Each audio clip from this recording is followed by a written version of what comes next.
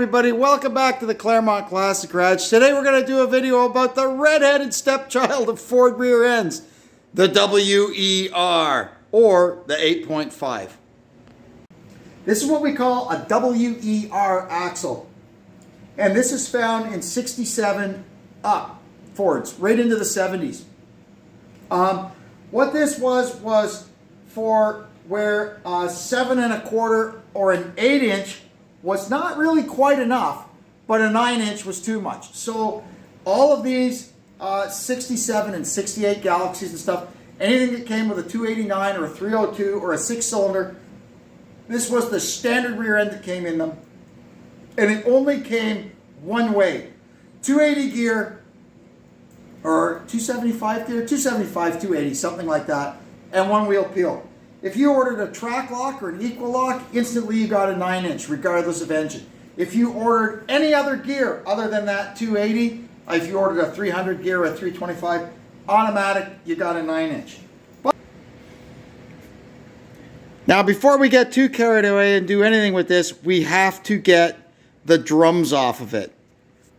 And while they're on there pretty good, this thing sat on the ground in a wrecking yard for about 40 years. And yeah, it took a toll. Look at this. I was beating and banging on that for about 15 minutes. Finally got it off. I'm going to work on that side now. I'll see you in a bit. Well, so far so good. I've got it freed from the axle. These Ford brake drums are terrible. They've got this little flare here, and they get just fused to the axle register. They're horrible things to get off. But there. So now all that's holding it on is the shoes. And that, there's no easy way. It's not like I could pull the plug out and back off the adjuster. You just got to get in there with pry bars and hammers and start whacking and prying, and eventually you get it off. I'll see you in a minute. Well, that was a lot of banging and smashing. But we got the drums off, got all the old brakes stripped off it. The axle bearings are fine, nice and smooth. It was sitting in there for years, but this stuff was all protected because it had the drums on it still, right? So that's good. I was turning the pinion around a little bit, and it didn't feel too bad, but it is got a couple of stiff spots, so we'll find out when we get in there, because the way it was sitting, the drive shaft was just about on the ground, right? So I'm not sure how much water may have gotten into it. This here, I think, used to be the vent, and you can see there's no hose on it, so I hope water wasn't pouring down that for years. I just don't know, right? So we're going to try and get these bolts out and get the remains of these control arms off, and then we'll get this thing up on some stands, get the floor cleaned up, and see what we can do here. Well, I got those two out. Let's see if I can get the trailing arms out. Okay, we got all the junk cleaned off it. Now we're going to try and get the cover off. Looks like a 9/16 socket ought to do it, but only time will tell. Well, let's find out together what's in here. Hopefully it's not 2 gallons of water. Shocked. All the bolts came out. Lucky they're for whatever reason on this one, they're 3/8 bolts, not 5/16 bolts like usually get used on this, because they probably would all broke. Yeah. Icky poo. This thing, I don't know what that is. It doesn't even smell like gear lube. Anyway, we'll tilt it up, get it drained, see what comes out. It looks like dirty motor oil. It smells like dirty motor oil. Like it sure don't look or smell like gear lube. Anyway, whatever. How does it turn? Well, it turns. Look at the sludge in the spider gears. Oh, dear. All right, well, let's get this thing drained. I might have to leave it sit for a while to make sure it drains, to get all this goo and guck out of it. Thankfully, there was no water in it, just guck. Like, what is that just fell out of it? It's just sludge. Gross. Oh well. We'll let it sit like this overnight. And hopefully most of this guck will come out of it. So here's what we're up against. If you have one of these old cars that's equipped with this WER axle, also known over the years as the 8.5, 8.7, unless you're happy with a 280 one-wheel peel like in a Galaxy, or probably in later cars, Granadas and stuff, they probably got as tall as 245 in these things. I wouldn't doubt it. With a one-wheel peel, you're screwed. The only way out of this is to go to a 9-inch. So 9-inch, I'm just going to deal with 67, 68, 69 Galaxies right now. 9-inch, yes, a very large percentage of those cars were equipped with 390 engines or larger, and they all came with 9-inch rear ends. Even in these 289 and 302 and 6-cylinder cars, I've told you before, right? If you ordered a track lock or if you ordered any gear other than this 280, you automatically got a 9-inch. So there's 9 inches around. Problem is, okay, you get the 9-inch, guys have it and they want a fortune for them. And even then, most of them, the 9 inches you'll find out of 390 cars, they're 275 gear. You might find some with a 300. Most of them are one-wheel peels. If you want a track lock in it, now more than likely you're either going to have to buy a new track lock unit to put in your 9-inch, or you're going to have to scrounge around. And most of the track locks that you're going to find are 31 spline. They're from pickup trucks. So now you've got to scratch your head and try to figure out, do I want to buy the parts and convert this 9-inch track lock back to 28 spline? Do I want to look for a Lincoln Mark III or a 428 T-Bird in the junkyard and get the 31 spline axles that will go right in your Galaxy 9-inch? I mean, it's not the 80s anymore. These cars aren't just laying around in junkyards like they used to be, right?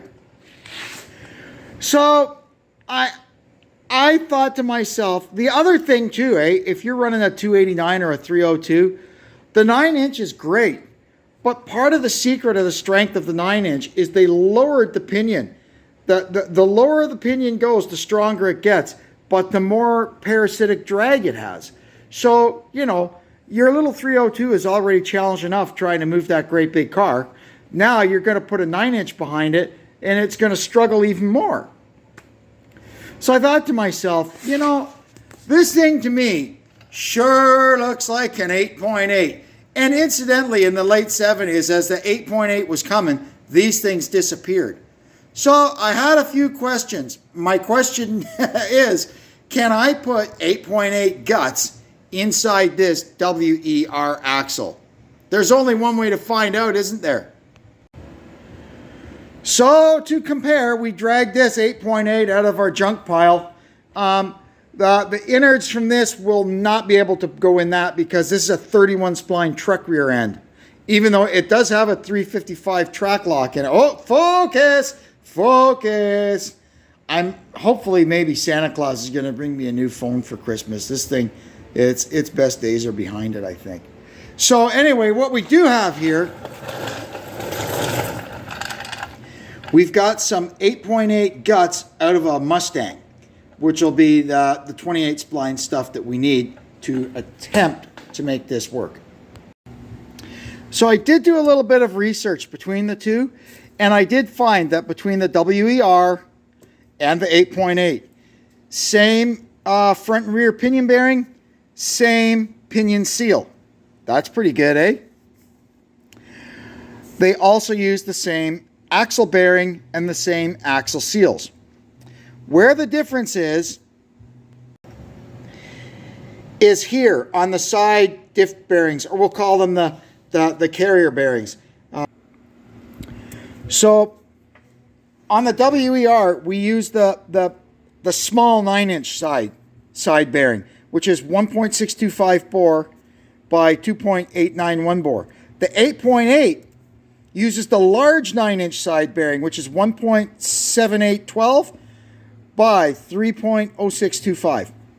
So I thought to myself, there's got to be a conversion bearing because guys have been mixing and matching 9-inch parts for years. There's got to be a conversion bearing so I can make this work. And there is.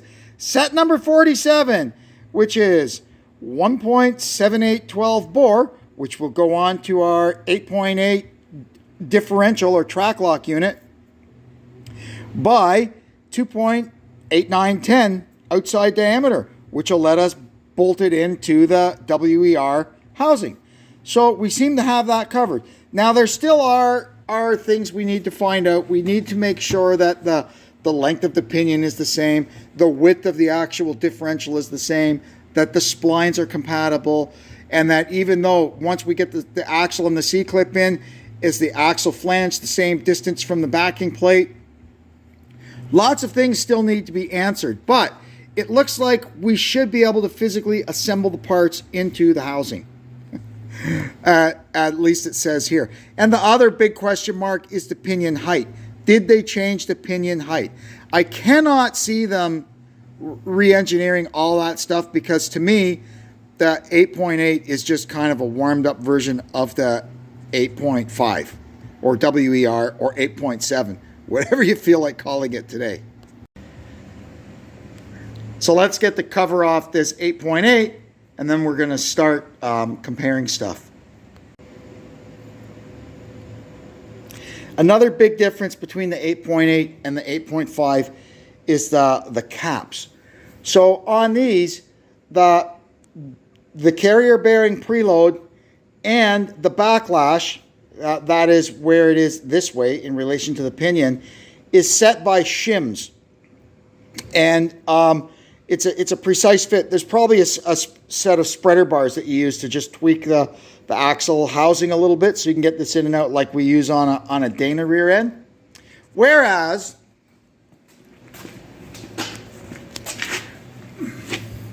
the 8.5 has got threaded adjusters in the cap, which allow you to set the bearing preload and move the actual differential this way and that to set your backlash. So they had to make this housing a little bit wider so you could get in there with the spanner tool to adjust the side bearings. But you can see here, we grab the 8.5 cover,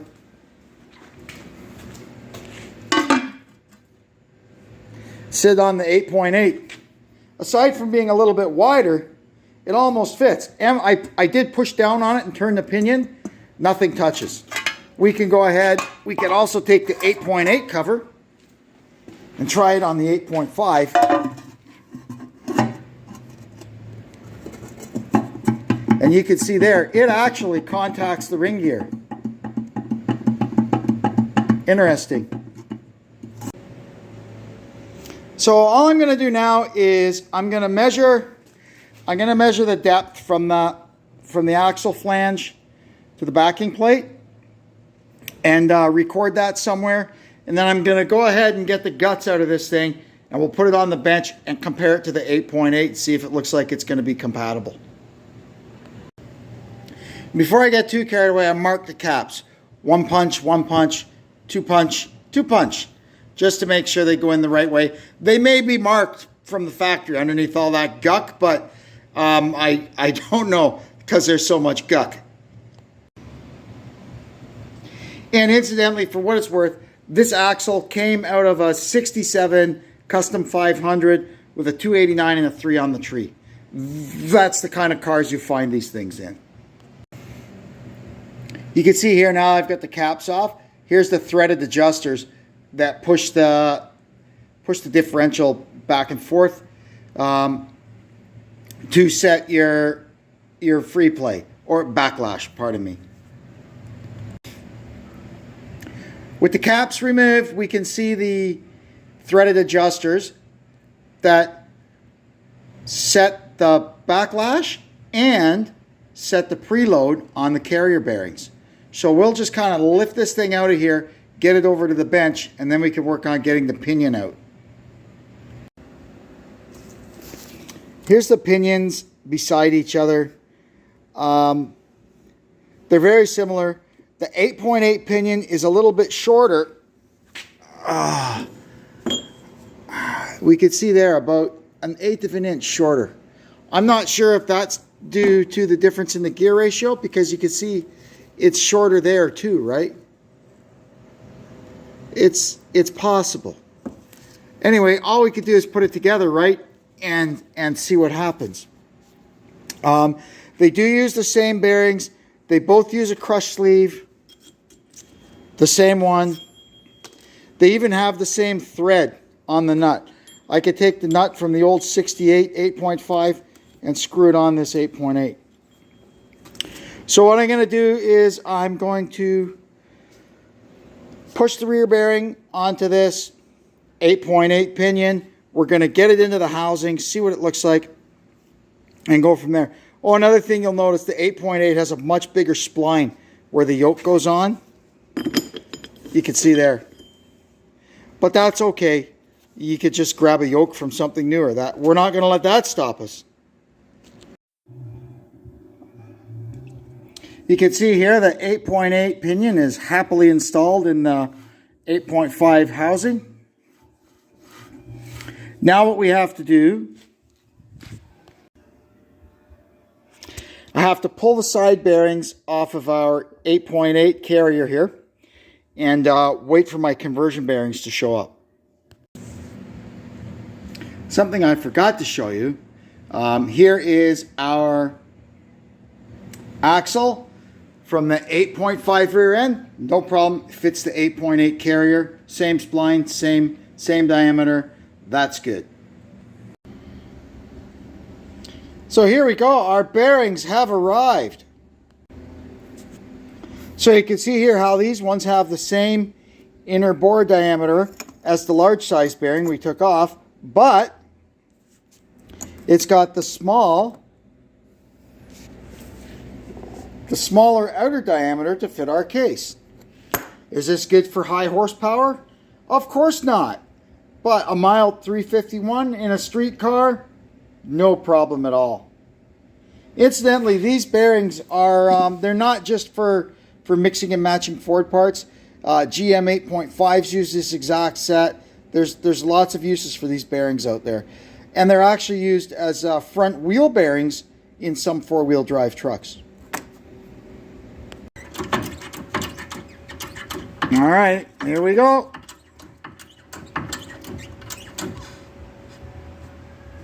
There, let it sit for a sec loaded. 2,000 pounds on it, that's good. Alrighty, so here's where the rubber is going to hit the road. We're going to drop this thing in here and see what happens. I'm concerned about this area right here. We are putting an 8.8 inch ring gear in a place where an 8.5 inch ring gear used to live. This rear end did go through one little growth period where it became the 8.7 before it became the 8.8. And that was in the mid 70s when that happened. So all we can do is try and see what happens, right?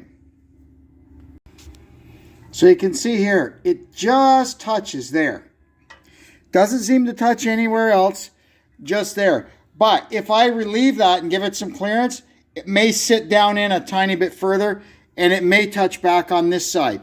Not sure. But we're going to find out. We're going to start grinding.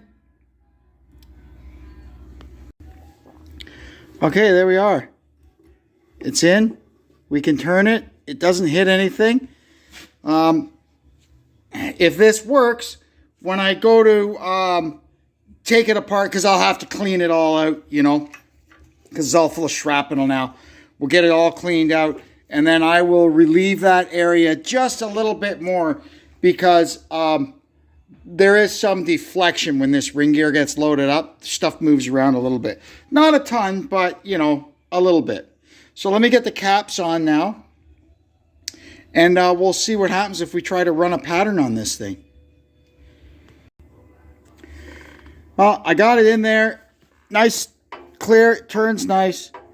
I've got 10 thou of backlash. The spec is 8 to 12, so I put it right in the middle, 10. So we're going to spin it around a bit and see what we get on these teeth.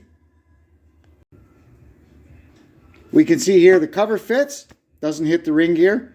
That's good. So Ford must have had something up their sleeve when they designed this thing.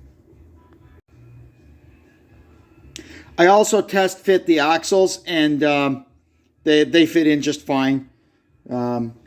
I haven't got one sticking way out or anything, so that's good. Alrighty, let's see what we get this time. The first time it had, when I measured it, the shim in there was 60 thou. So, or pardon me, 30 thou. So I want to take a big swing at it because I think we're pretty far out to lunch here. So I put in another 30. Now we got 60. So that should change it quite a bit. Let's find out.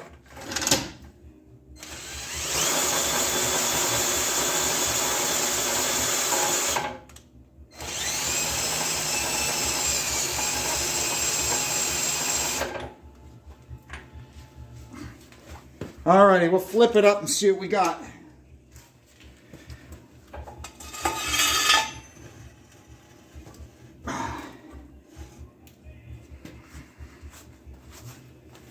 Where'd it go? They're a lot quieter this time, I gotta tell you that. Okay, so we've moved it completely away from here, and it's down to the other end now. So I kind of think we need to go back a little bit. Our 30 thou was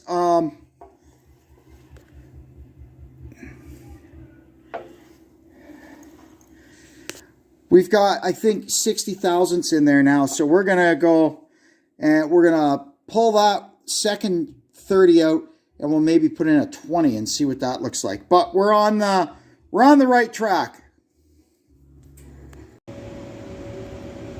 Before I took it apart again, I closed up the backlash a bit, and that's looking a lot better. They're nice and quiet. I turn it, it doesn't make any sound at all. Wow, I think we're in pretty good shape here. See, the hard thing to determine here is this is a used set of gears that I got loose, you know. I never got to run a pattern on them before I took them out of whatever it was that they were in before. So, you know, it's hard to say what it should look like or shouldn't look like. So I'm pretty happy with that. 8.8 guts are in the 8.5 WER housing. And we've been on both sides of the pattern, the too deep side and the too shallow side. So we know that we'll be able to find that happy medium when we actually build the rear end for Project 8 Ball. So I gone ahead, I ordered the parts to put this thing together.